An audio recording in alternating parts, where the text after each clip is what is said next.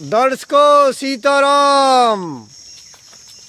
गांव कुंडेरा, जिला सवाई माधोपुर, राजस्थान से चौधरी साहब हैं जो चेन्नई रहते हैं। उन्होंने महाराज जी के लिए गैस चूल्हा बड़ा वाला और रेगुलेटर पाइप सब कुछ भेजा है दर्शकों। और वरुण चड्ढा साहब जो कनाडा रहते हैं, उन्होंने महाराज जी के लिए गैस सिलेंडर भेजा है दर्शकों। तो मैं फिर से बता दूं दर्शकों, चौधरी साहब हैं जो चेन्नई रहते हैं, जिनका गांव कुंडेरा, जिला सवाई माधोपुर, राजस्थान से है। उन्होंने महाराज जी के लिए गैस चूल्हा भेजा है। और वरुण चड्ढा साहब जो कनाडा रहते हैं, उन्होंने महाराज जी के लिए सिलेंडर भेजा है दर्शकों। क्योंकि बारिश में लकड़ी भीग जाती थी तो महाराज जी खाना नहीं बना पाते थे। तो अब सिलेंडर आ गया है दर्शकों। तो महाराज जी अब अपना हर रोज़ खाना बनाएंगे। और ऐसा कुछ दृश्य है, देखिए महाराज जी लेटे हुए हैं। देखिए दर्शकों, ऐसा कुछ दृश्य है महाराज जी की कुटिया का। तो अब महाराज जी की कुटिया पथरा गांव शिव मंदिर में शिफ्ट हो गई है। अब महाराज जी टाठी घाट अमृत धारा में नहीं रहते दर्शकों। देखिए वरुण चड्ढा साहब हैं जो कनाडा रहते हैं। उन्होंने महाराज जी के लिए गैस सिलेंडर भेंट किया है दर्शकों। तो हम महाराज जी को गैस सिलेंडर भेंट कर रहे हैं। यह देखिए दर्शकों। और दर्शकों, चौधरी साहब हैं जिनका गांव कुंडेरा, जिला सवाई माधोपुर, राजस्थान से, जो चेन्नई रहते हैं। उन्होंने महाराज जी के लिए गैस चूल्हा भेजा है दर्शकों। देखिए, तो हमने महाराज जी को भेंट कर दिया है।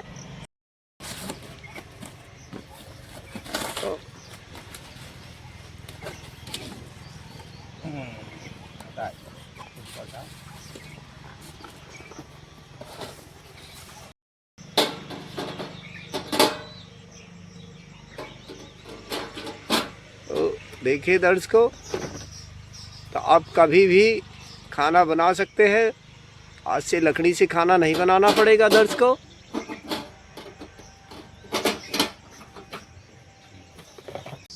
जैसे मान लो आत्मा है, आज से तो नहीं यहाँ आई है। जी जी। करोड़ों जन्म बीत गए। जी जी। किस किस योनि में जन्म लिया, जी जी।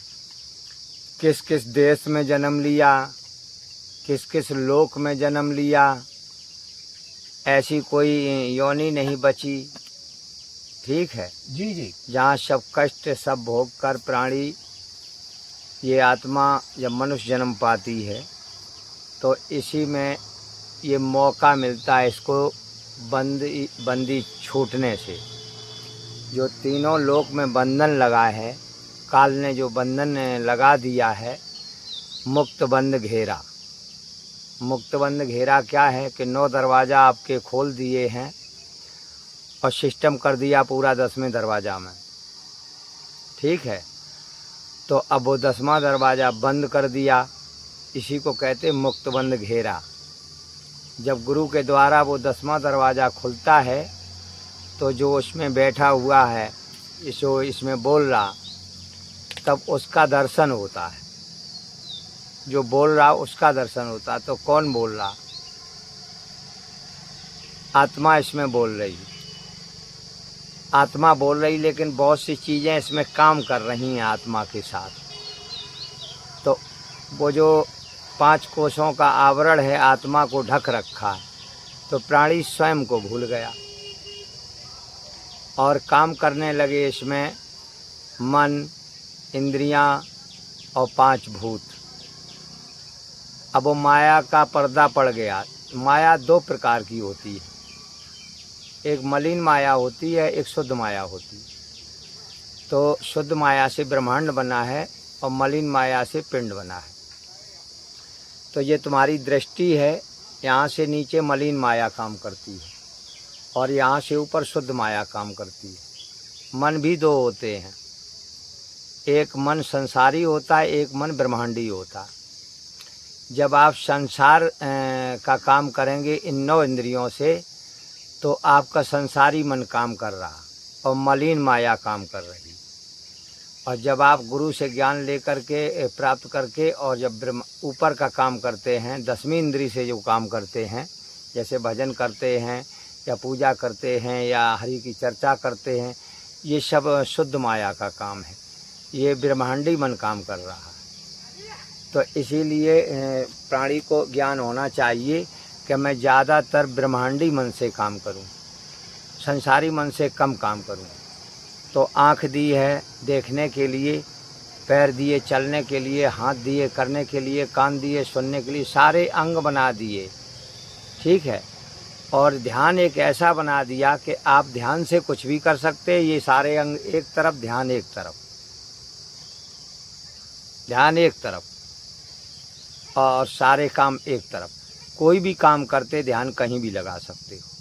तो ध्यान विधि ऐसी बना दी परमात्मा ने। इसीलिए ये ध्यान विधि सिर्फ मनुष्य को प्राप्त होती है।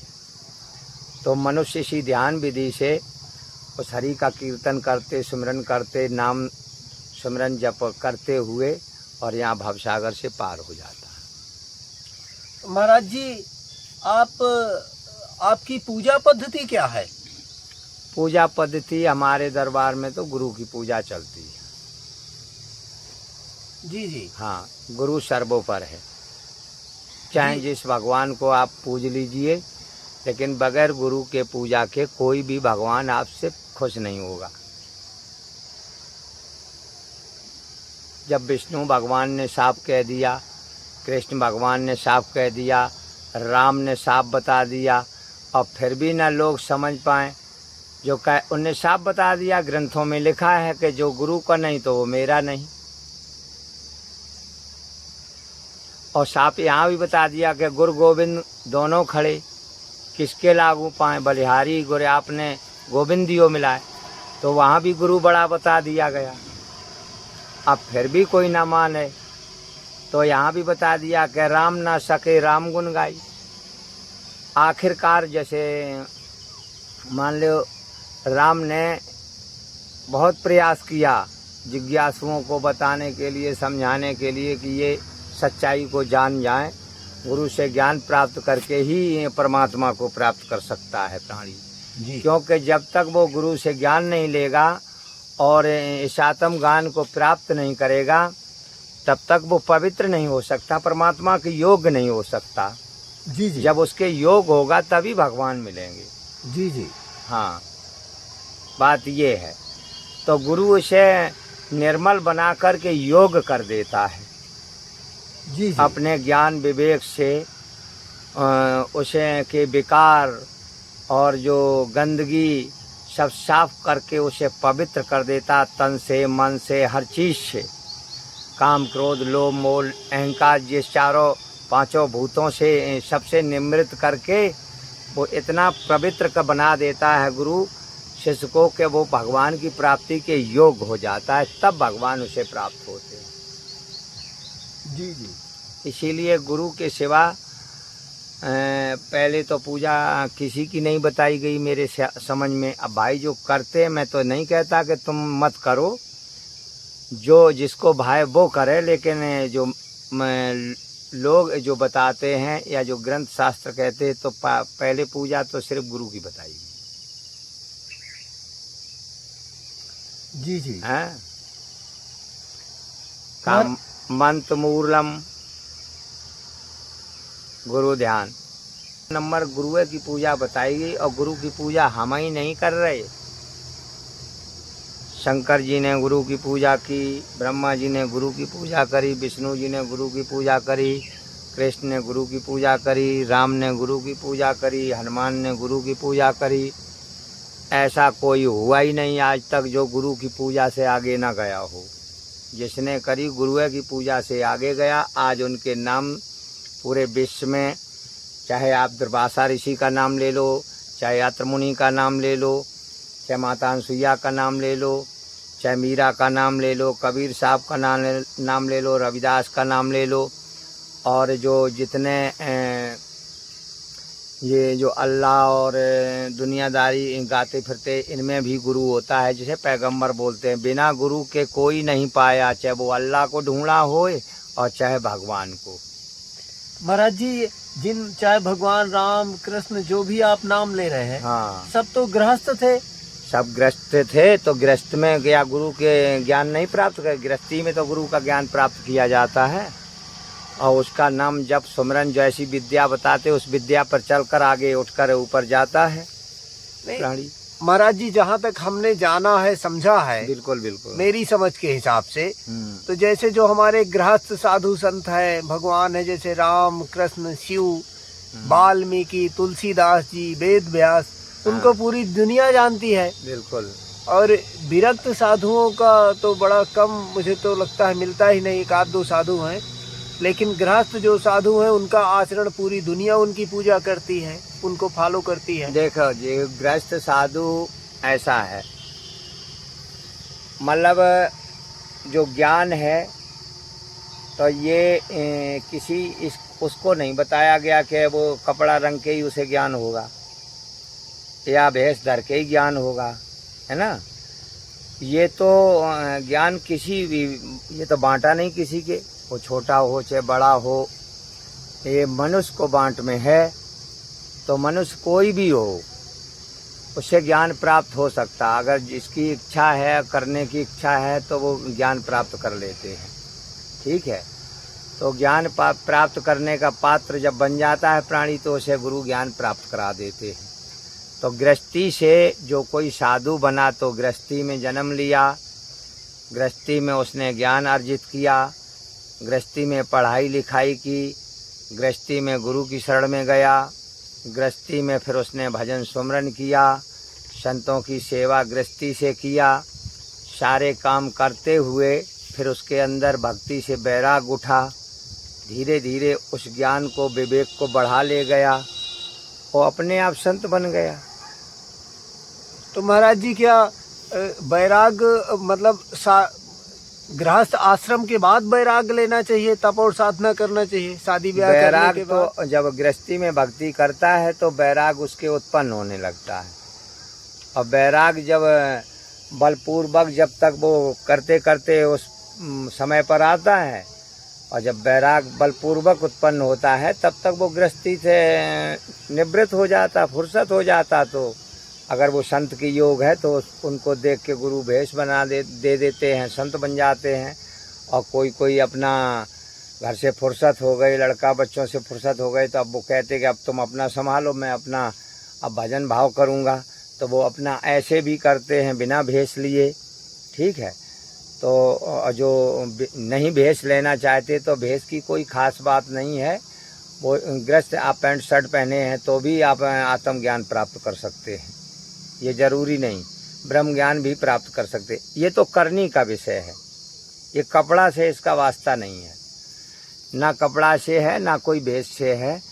ये आत्मज्ञान या ब्रह्म ज्ञान या भगवान को प्राप्त करना, इसका कपड़ा से कोई आधार नहीं है, इसका सिर्फ करनी का विषय है, आप करेंगे तो पाएंगे।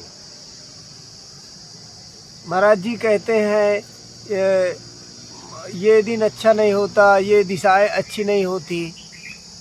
जब भगवान ने बनाए हैं सब, तो अच्छा कहा नहीं, भगवान ने जहर बनाया, और भगवान ने मतलब अमृत बनाया, भगवान ने जल बनाया, भगवान ने इतने पदार्थें बनाई, और सब लोग जानते कि ये जहर है, और तब भी उसको खा रहे।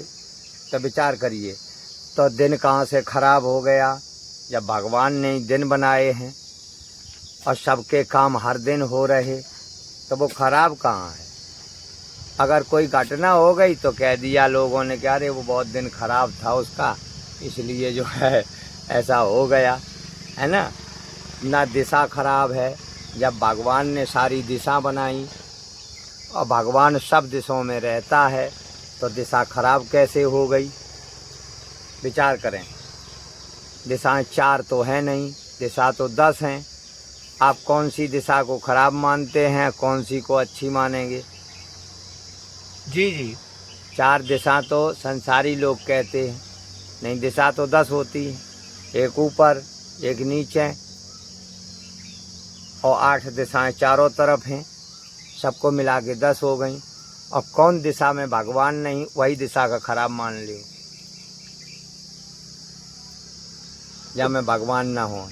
तो फिर महाराज जी ये सब आई कहाँ से रीति रिवाज? ये तो रीति रिवाज आडम्बरियों ने बना डाली। लोग तो कहते हैं ईश्वर ने बनाया। ईश्वर ने तो दिशा बनाई है, ईश्वर ने संपूर्ण ब्रह्मांड बनाया, ईश्वर ने सब कुछ बनाया है। जो ईश्वर ने बनाया उसमें कुछ भी खराब नहीं। जो उनने सोचकर बनाया है तो मेरी बुद्धि से वो बाहर है। बुद्धि हमारी खराब है, इसलिए मैं जान नहीं पा रहा हूँ, बाकी कुछ भी खराब नहीं। जैसे महाराज जी हम लोग राम भक्त हैं, हाँ राम को पूछते हैं, प्रभु श्री राम से मैं खुद भी बड़ा प्रभावित हूँ। जी जी। जब मैंने देखा कि लोगों ने उनको कितना कष्ट दिया और वो परेशान करते ही रहे लोग जब तक वो इस धरा में थे, लोग पहचान नहीं पाए शायद। तो ये रीति रिवाज जब हमारे प्रभु श्री राम और परमात्मा ने नहीं बनाया, ये बीच वालों ने बनाया है, आप यही कह रहे हैं? हाँ, बीच वाले ने बनाया, भगवान ने कहीं मानी नहीं दिशा। भगवान ने कोई दिशा मानी का? अब किसी भक्त पे संकट पड़ा हो, अब भगवान सोचेंगे या दक्षिण दिशा हम कैसे जाएं, तब तक तो उसका सारा खेल ही खराब हो जाए। भगवान तो क्षण मात्र में पहुंचते हैं। जी जी। है ना? अब क्या उस दिशा में लोग रहते नहीं? जी जी। तो जब रहते हैं तो दिशा खराब कहाँ से हो गई? अब जैसे चक्र सुदर्शन है तो उसका कौन सा दांत खराब है? वो तो चारों तरफ बराबर दांत लगे हुए हैं। जैसे पृथ्वी है घूम रही है, जब गोल है तो कौन सी दिशा खराब है ना? जी जी। तो बहुत विचार करने की ज़रूरत है। ये सब अज्ञानी इनके काम हैं जो लोगों को भ्रमित करते और दुनियादारी में उलझाते हैं, फंसाते हैं और उनके कार्यों में बाधा करते हैं। महाराज जी फिर ये कर्म कांड क्या है?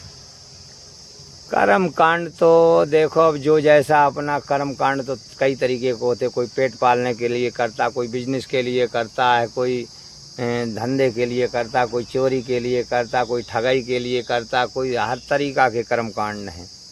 अब जैसा जो करता वैसा उसे फल मिलता। महाराज जी क्या ईश्वर को प्रसन्न करने के लिए जो मैं कर्म कांड मतलब ये पूजा विधि, हवन इत्यादि, जी जी, पूजा करना, हाँ विशेष दिन में पूजा करना, बिल्कुल।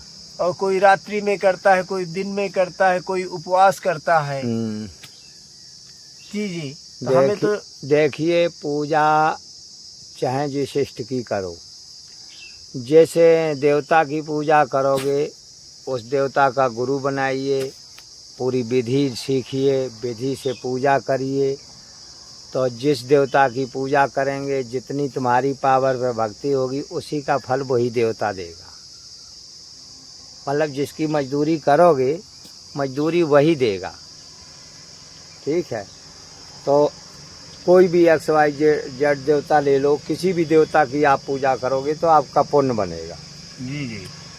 तो वो पुण्य का फल आपको मिलेगा वहाँ भोगने के लिए। जी जी। हाँ, अब जैसे बहुत बढ़िया पुण्य, बहुत ज़्यादा पुण्य किया, जी अब जी। कुछ कर्म खराब हो गए, कुत्ता बना दिया, अब वो पुण्य का फल भी तो उसे भोगना है। तो वो पुण्य वाले फल वाला कुत्ता देखो मारुति कार में बैठता है जी। अब बढ़िया शीशा से मुड़ झाँकत चला जात है, आए मारेंगे मारुति चली जात। अब मन चाय, दूध, मलाई, रबड़ी, रसगुल्ला सब चीज़ खाता है, खाता कि नहीं? और डबल बेड पे सोता है, 2 बार नहलाया जाता है, बड़े बड़े सेंट उसके लगाए जाते। ये सब पुण्य का फल है। जी जी। हाँ, तो देवता कुल 33 हैं। 33 देवता आपके शरीर में विराजमान हैं। चाहे आप उनको ढूंढो बाहर और चाहे एक बार में सबसे मिल लो। तो महाराज जी ये सनातन में आडंबर नहीं है? कोई रीति रिवाज या परंपरा? सनातन में कोई आडंबर है नहीं, लेकिन अब हिंदू जब खुद शुद्ध नहीं तो आडंबर बना लेते, करते हैं आडंबर। तो ये रीति रिवाज, परंपराएं, पूजा विधियां, हाँ करते हैं, है कुछ नहीं। नहीं, ये ईश्वर ने बनाया? ईश्वर ने कुछ नहीं बनाया, ईश्वर ने सिर्फ मानव बनाया है। और ये देश, इस जो सारी रचना दिखा रही है, सब रच कर तैयार किया है। और बुद्धि भी बनाई है, ज्ञान भी बनाया, विवेक भी बनाया। सिर्फ मनुष्य को दिया है, पशुओं को नहीं दिया, पक्षियों को नहीं दिया। उनको खाली पेट भरने के लिए और अपना परिवार बढ़ाने के लिए ज्ञान दिया। और मनुष्य को यहाँ से इस मुक्त बंध से निकलने का ज्ञान दिया, सब कुछ दिया। मनुष्य को श्रेष्ठ बनाया, मनुष्य को रक्षक बनाया। अब मनुष्य ही रक्षक से भक्षक हो गया, मनुष्य ही ज्ञानी से अज्ञानी हो गया, तो क्या किया जाए। अच्छा महाराज जी, जैसे कोई बहुत ज्ञानी है जी, और उसके भावना बिल्कुल नहीं, ज्ञान ही ज्ञान है, लेकिन उसने कर्म नहीं किया। हाँ। वो सिर्फ उपदेश ही देता रहता है। जैसे रामायण की जो पाई याद किए रहेंगे, जो भी है वो वाचक ज्ञान हो गया। तो मतलब इसमें कर्म बड़ा है या महाराज जी ज्ञान बड़ा है? देखो, कर्म अलग चीज है, करनी अलग है। नहीं, जैसे हमने खूब ज्ञान से हम भरे हैं। हाँ। और कर्म हमने शून्य है, हमारे हाँ। कर्म हमने किया ही नहीं मानवता के लिए। नहीं, कर्म किया है तभी रामायण का ज्ञान हुआ, उसको पढ़ा है, ठीक है, करनी नहीं करी जी। कर्म करनी में अंतर होता है। कर्म होता है कि जैसे आपने पढ़ाई लिखाई की, आपने खेती की, आपने बिजनेस की, आपने घर बनाया, आपने जो भी कार्य किए, ये सब कर्म में जुड़ गए। अब आपने ये कितने धर्म से किए या बेधर्म से किए, ये आप जाने। करनी ये है कि जैसे रामायण मैंने पढ़ी और गीता पढ़ी और सारा ज्ञान अर्जित किया, वेदों पढ़ा, शास्त्र, तो ये हो गया वाचक ज्ञान। और जो अगर मैंने उसके साथ करनी भी की, जैसे राम जैसे चले, तो उनने अपनी वाणी को कंट्रोल में रखा, अपनी इंद्रियों को वश में रखा, मर्यादा पुरुषोत्तम कहलाए। तो उस रामायण को पढ़ के जब उतनी मर्यादा पर प्राणी चल के दिखाए, उसे कहेंगे करनी, ठीक है, तब तो वो ज्ञानी है। और नहीं तो उसने रामायण का सार पढ़ी तो है लेकिन तत्व नहीं जाना। महाराज जी, हमने सुना है आप कुंडलनी जागरण करवाते हैं, जागृत करवाते हैं। देखिए, कुंडलिनी जागृत हम नहीं करवाते, कुंडलिनी जागृत का रास्ता बताते हैं। कुंडलिनी जागृत तो स्वयं प्राणी करता है। जब वो रास्ता चलेगा, उस अभ्यास को करेगा, तो कुंडलिनी जागृत हो जाएगी, ठीक है जी। तो कुंडलिनी जगाने की विधियां होती हैं। जी जी। उन विधियों से कुंडलिनी जागृत होती। कोई कहता कि नाम जप करो और कुंडलिनी जाग जाएगी। कोई कहता माला घुमाओ, कुंडलिनी जाग जाएगी। कोई कहता ध्यान लगाओ, कुंडलिनी जाग जाएगी। तमाम लोग तरह से बताते हैं, लेकिन कुंडलिनी जगाने की विधि होती है। उस विधि विधान को करके, गुरु से प्राप्त करके, तब कुंडलिनी जागृत होती है। जब कुंडलिनी जागृत होती है, उसी के बाद फिर आत्मज्ञान होता है। अच्छा जी जी। तो महाराज जी, पहले कुंडलिनी जागृत करवाते हैं? पहले कुंडलिनी जागृत, आत्म साक्षात्कार हो गया जी, फिर पहले कुंडलिनी ही जागृत होगी जब वो अभ्यास को करेगा। जी जी। जब कुंडलिनी जागृत हो जाएगी जी, उसके बाद ही फिर जब आगे जिज्ञासु बढ़ता अभ्यास करते हुए जी, तब वो फिर आत्मज्ञान प्राप्त कर लेता है। जी। और जब आत्मज्ञान प्राप्त होने के बाद फिर गुरु आगे की विद्या बताते हैं, तब उसे ब्रह्म ज्ञान की ओर ले जाते हैं। जी जी। हाँ, ब्रह्म ज्ञान कोई साधारण चीज़ नहीं है, बहुत बलपूर्वक मेहनत करनी पड़ती है। ये इसमें जो है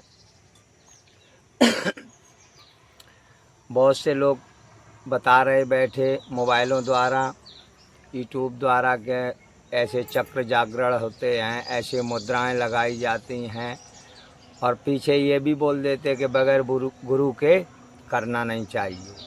तो बोल तो वो सही देते हैं, लेकिन लोग क्या करते हैं उनमें कि वो गुरु को ढूंढने नहीं चाहते, मोबाइल का गुरु मान के स्टार्ट कर देते हैं।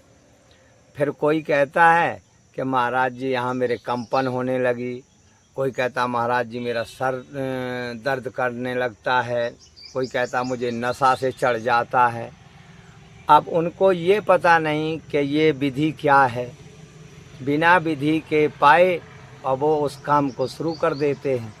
फिर वो काम, जैसे विचार करिए कि कहने के लिए अमृत है, अमृत पियोगे तो अमर हो जाओगे, है ना, लेकिन जब उसकी विधि नहीं मालूम, अगर तुमने पी लिया तो वो उल्टा हो गया तो जहर का भी काम कर सकता है। तो ये चीज़ें ऐसी बिना गुरु के इसलिए नहीं की जाती हैं कि इनके करने से को अंग बेभंग हो जाए, को तुम्हारा दिमाग गड़बड़ हो जाए, पहले विचार कर लेना, को तुमको परेशानी बढ़ जाए, कहीं भी पीड़ा बढ़ जाए, कोई ऐसे खास हैं जो हैं अंदर से कोई चीज़ डैमेज हो जाए। तो जब उनकी विधि विद्या जान लेना चाहिए, तभी प्राणी को करना चाहिए। तो इनका अभ्यास करने के लिए, आत्म साक्षात्कार के लिए, कुंडलिनी जागृत करने के लिए, चक्रों को जागृत करने के लिए उनकी जानकारी तो ज़रूरी है ही है, लेकिन ज़रूरी उसके लिए पहले गुरु है। गुरु करने पर उनको करना चाहिए, और उसके बाद जो है उन जिज्ञासुओं को गुरु से विद्या प्राप्त करके तब उनको प्राप्त करना चाहिए। तो फिर विधि विधान से करता है तो वो आगे बढ़ जाता है, आत्मज्ञान की ओर बढ़ जाता है, वो संत महान हो जाता है फिर। महाराज जी, सनातन क्या है? देखिए, सनातन तो आपकी आत्मा है, अगर सही पूछो तो है। सनातन तो आत्मा ही है, और कोई सनातन नहीं है और ना हो सकता है। जैसे कहा कि सनातन, तो ये तन में क्या है? सना हुआ, ये आत्मा है, ठीक है। सनातन शुद्ध आत्मा है। अब लोग उसको सनातन धर्म कहते हैं, तो चलो धर्म मान लीजिए। तो आत्मा को जो मानने वाले हैं वो सनातन धर्म को मानते हैं, और जो आत्मा को नहीं मानते हैं, जैसे कुछ धर्म वाले हैं वे आत्मा को नहीं मानते, कहते आत्मा क्या है, आत्मा निकल जाती है फिर आत्मा आती नहीं है।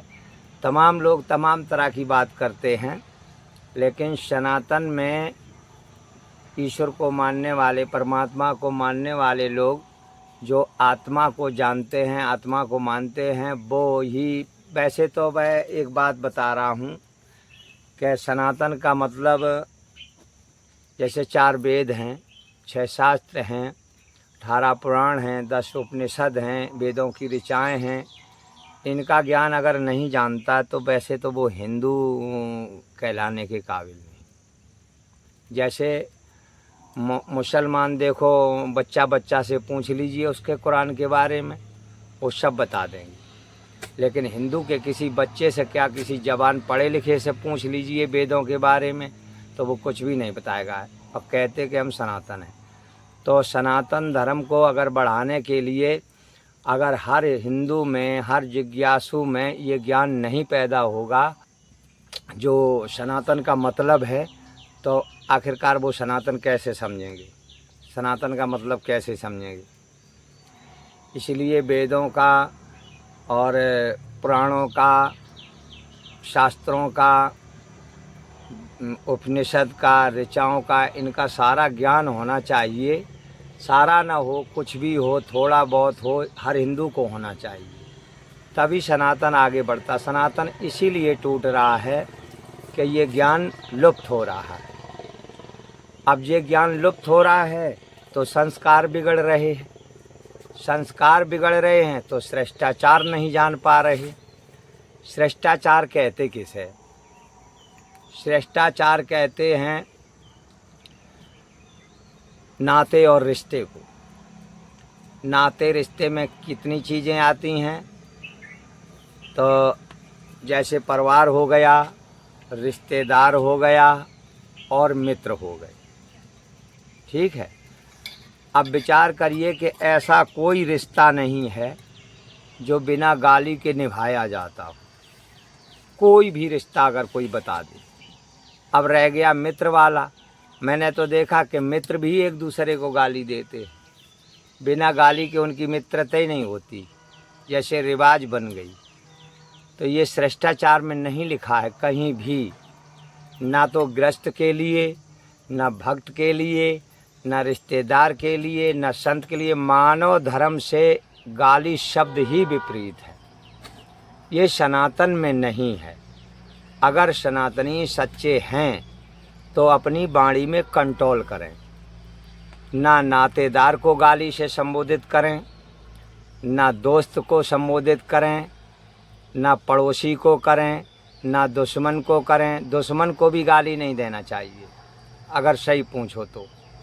पहले देखते आप राजा महाराजाओं में युद्ध होते थे घोर घमसान, और वार्तालाप होती थी, युद्ध ठन जाते थे, युद्ध बंद नहीं होते थे, और जंगें भारी भारी होती थी, बड़े बड़े योद्धा मारे जाते थे, लेकिन गाली से कहीं संबोधित किसी इतिहास में नहीं देखा होगा आपने, है ना।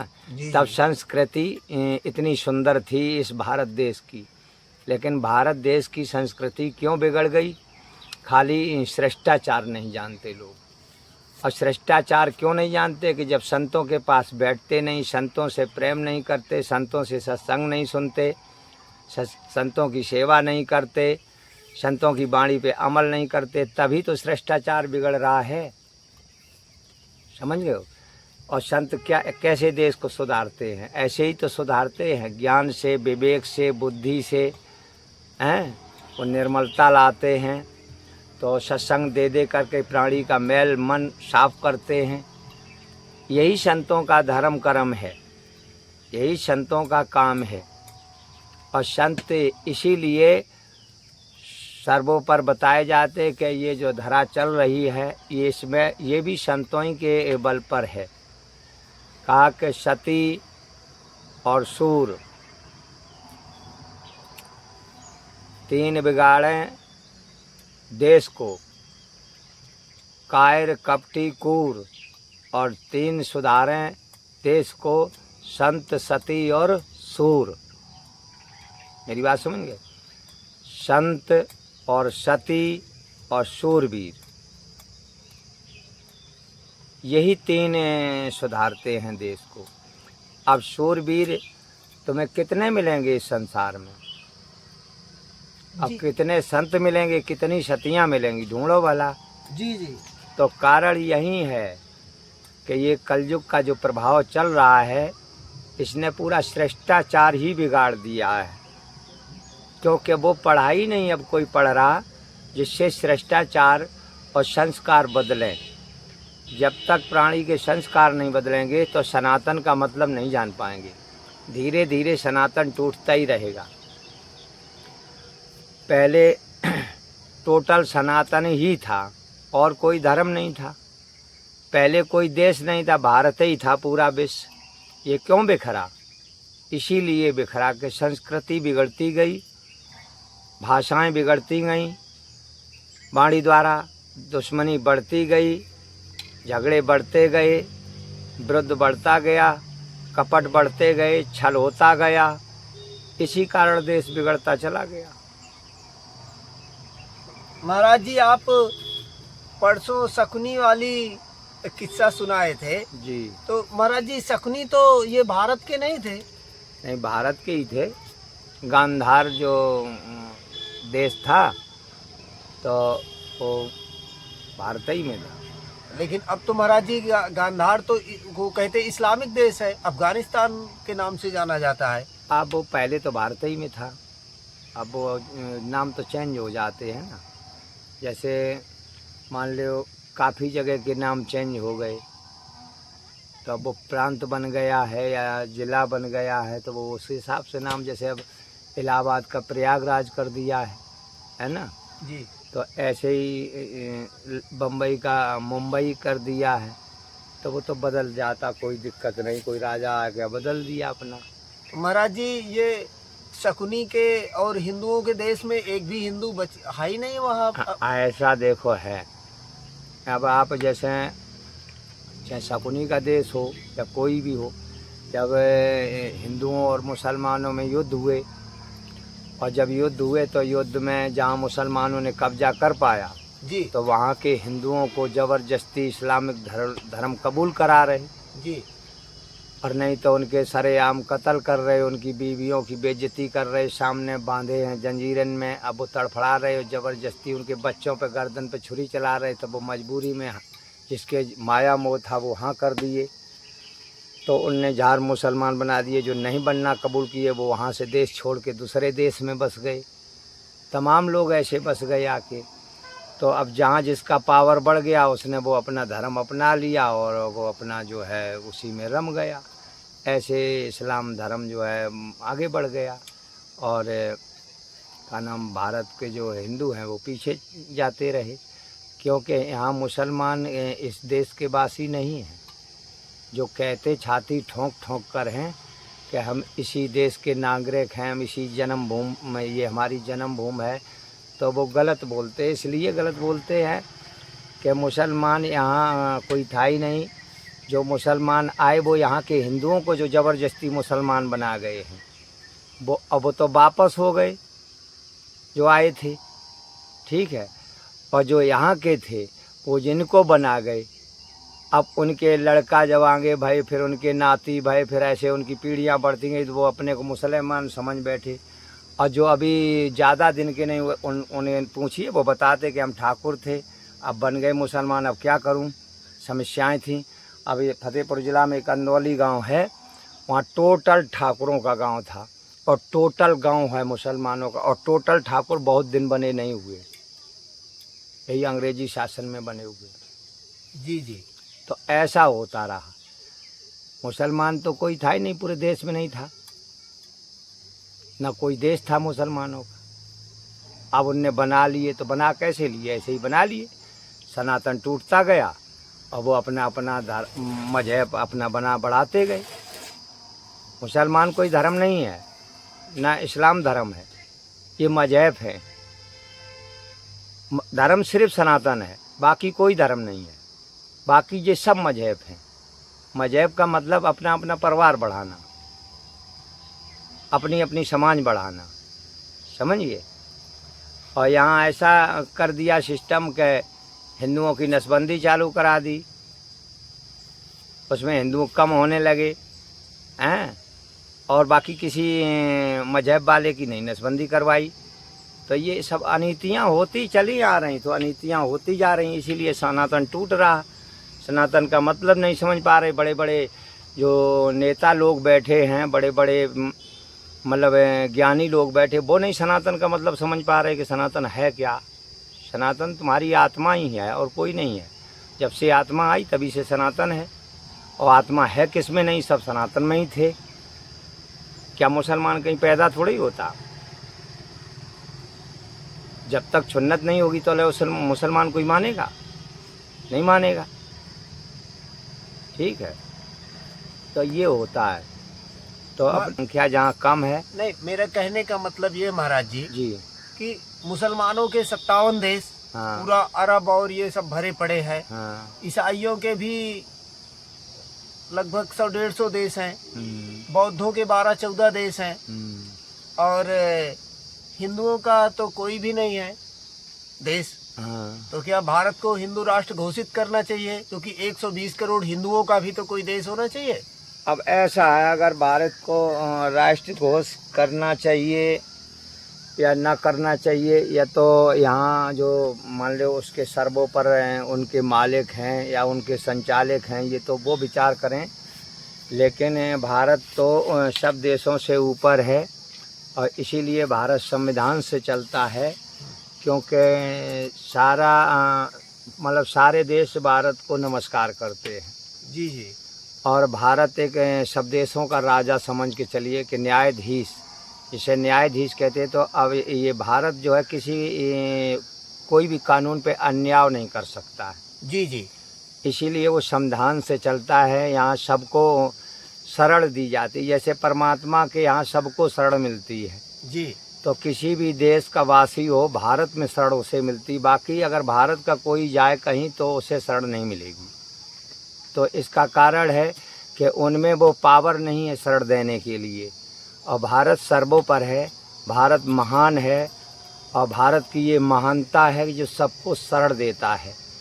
इसीलिए भारत संविधान से चलता तो हिंदू राष्ट्र नहीं बन सकता है, और बनाने की अगर कोशिश में है तो अच्छी बात है, कोई ख़राब बात नहीं। जब अन्य देश इस्लाम देश हो गए, मुसलमान देश हो गए, तो भारत भी राष्ट्र देश बन सकता है। लेकिन ये तो सब उन्हीं के ऊपर है कि कैसी कानून व्यवस्था है, जो उस कानून व्यवस्था के आधार से अगर बनाना चाहते तो बन भी सकता है। और महाराज जी अभी 4 दिन पहले जी सिंध के मुझे ज़िले का नाम नहीं याद आ रहा, अभी 4 ही दिन हुआ मुश्किल से, 4 छोटे छोटे बच्चों को जो ट्यूशन पढ़ने जाते थे दूसरे घरों में, तो उनको जबरन पकड़कर मुसलमान बना दिया गया। हाँ। तो क्या ये जो हिंदू सिंध से तो भागकर भारत आ रहे हैं, क्या ये कभी रुकेगा महाराज जी? अब देखो, ऐसा है कि युद्ध तो जब से ये सृष्टि चली तब से युद्ध चालू है। लेकिन युद्ध खाली हिंदुओं से करना है? हिंदू तो बेचारे लड़ते नहीं किसी से। नहीं, वो तो अपना मजहब बढ़ाने के लिए हिंदुओं को नष्ट करना चाहते। तो छोटे छोटे बच्चों का धर्म परिवर्तन करवाना महाराज जी, तो ये गलत है ना। किसी को जबरदस्ती दीक्षा देना या जबरदस्ती धर्म परिवर्तित करवाना, तो ये तो अन्याय है। ये का अन्याय हो गया? और जैसे मुसलमान को पकड़ के हिंदू बनाया जाए तो ये भी अन्याय है, या किसी को पकड़ के अपनी जात में शामिल किया जाए तो ये अन्याय की बात है। इसका तो मान लो जो सरकार को न्याय देना चाहिए और उनकी मदद करना चाहिए कि ऐसा मतलब क्यों करते हो, उनको सज़ा देनी चाहिए। अभी सिंध में महाराज जी रोज की घटना हो गई, आए दिन हिंदू बच्चियों को भेड़ बकरी की तरह घरों से उठा लेते हैं। अब कारण क्या कि उनका वहाँ पावर है, वो पावर के वजह से अपने पावर को इस्तेमाल करते हैं और सरकार कुछ कर नहीं पाती है। तो दर्शकों देखिए, हमारे महात्मा, आप लोग भी दर्शन करिए। जो महाराज जी के साथ ही 2 महात्मा और रहते हैं दर्शकों। और देखिए ऐसा कुछ दृश्य है, महाराज जी बैठे हुए हैं।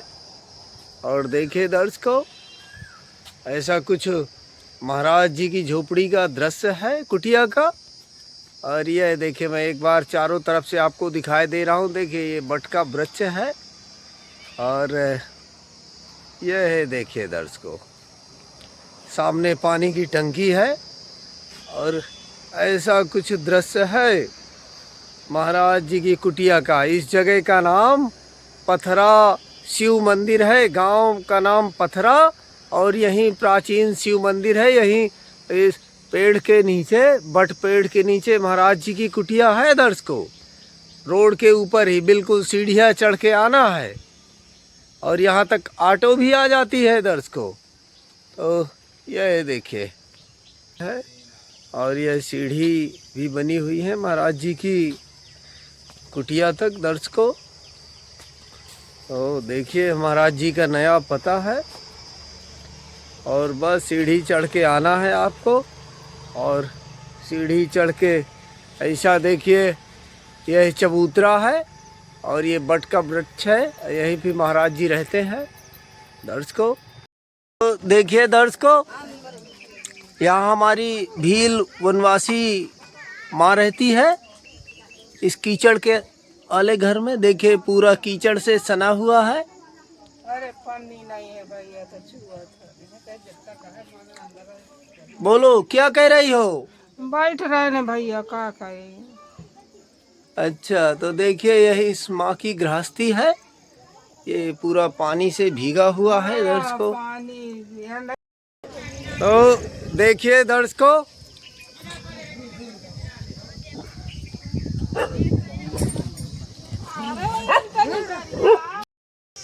तो देखिए दर्शकों, यहाँ पर ऐसी असहाय वृद्ध माँ रहती है जो भील है। माँ उठ के दिखाओ, जरा उठ के दिखाओ, कैसे उठती हो, उठ के दिखाओ। अच्छा, ठीक है दर्शकों। कहाँ गाती हो माता जी? का कहत हो कमाई कोई नहीं हाँ है ऐसे खाद कमाथियन आपा बूढ़ी बूढ़ा अब हमसे ही नहीं। चलो दिखाओ आपा झोपड़ी। चला झोपड़ी वो देख। तो चलो मैं फोटो बनाओ तो ना, चलो बाबा झोपड़ी दिखाओ भाई। तुम्हारे रास्ता में तो छत वाला घर का है। चलो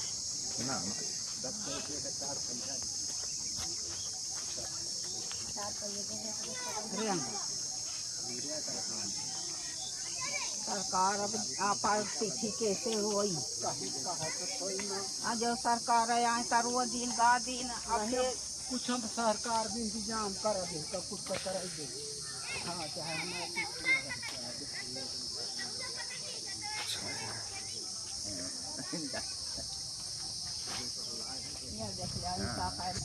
देख लिया सरकार जनता हमारा ही था। यहाँ पर हमारे वृद्ध माता पिता रहते हैं। थोड़ी सामने खड़े हो जाओ, सामने का मुंह करो मेरी तरफ ऐसे। हाँ तो देखिए दर्शकों, यहाँ पर हमारे वृद्ध माता पिता रहते हैं। यह देखिए बाबा जी हैं, माता जी हैं, और यह देखिए ये इनकी झोपड़ी है और यहाँ इनकी रसोई है माता जी की। मैं एक बार फिर से घर दिखाई दे रहा हूँ पूरा। यह देखिए दर्शकों, यह इन बूढ़े माता पिता का घर है और यह इनकी झोपड़ी में लेटते हैं। और देखिए अंदर किचन भी आपको चलकर दिखाई दे रहा हूँ। तो यह देखिए यह इन माँ की गृहस्थी है और इनके पास भी अनाज के नाम पर कुछ नहीं है दर्शकों। यह देखिए ये जो टीन है इसी में है जो कुछ है, और ये देखिए ऐसा ही है, अनाज के नाम पर इनके पास भी अपना कुछ नहीं है दर्शकों। और यह देखिए ऐसा कुछ, और देखिए इनके पास कपड़े भी नहीं है पहनने के लिए। बाबा जी के पास ऐसे ही रहते हैं। इनका कोई ना घर है और ये सब वनवासी ही है। इनका ना कोई खेती है ना बाड़ी है, सब ऐसे ही है। देखिए सबके चेहरे, सबका देखिए कितने मासूम है। देखिए ये सब भील हमारी बहनें माताएं हैं। देखिए सब बेचारी। तो ये हमारी माँ, पूरा मुंह दिखाओ थोड़ा। अरे देखा देखिए ये हमारी माताएं बहनें हैं। ये देखिए बेचारे, देखिए कितनी मासूम माँ है हमारी। ये देखिए हमारी बहनें खड़ी कह रहे हैं गरीब आदमी हमको कुछ आसरा हो जाए कुछ। नहीं भैया, मैं तो यही चाहूंगी कि जो मतलब हैं बुजुर्ग लोग हैं उनके लिए सेवा होनी चाहिए, और जो विधवा हैं उनके लिए होनी चाहिए। अच्छा, विधवा के लिए भी होनी चाहिए? हाँ जी, क्योंकि देखो जो दिखने वाले मतलब चलने फिरने वाले वो तो खा कमा लेंगे। हाँ। लेकिन जिनका आदमी नहीं है वो कहाँ से करेंगे। और आपको तो पता है ये समाज पुराने टाइम से भी ऐसे ही चला आ रहा है, सदियों से, कि जिनके आदमी नहीं होते हैं उनको नीचा दिखाते हैं। तो इसलिए मैं चाहती हूँ कि जो चल नहीं पाते हैं उनके लिए, और जिनके मतलब कमाने वाले नहीं हैं, विधवा हैं जो औरतें, उनके लिए भी ये सुविधाएं हों। और ख़ास तौर से एक चीज़ कि हर घर में एक इंसान जाए, इससे सबको उपलब्ध हो सके। ऐसा नहीं कि एक घर से दो 3 लोग जाएं लेने के लिए, तो ये बंद कर दिया जाए।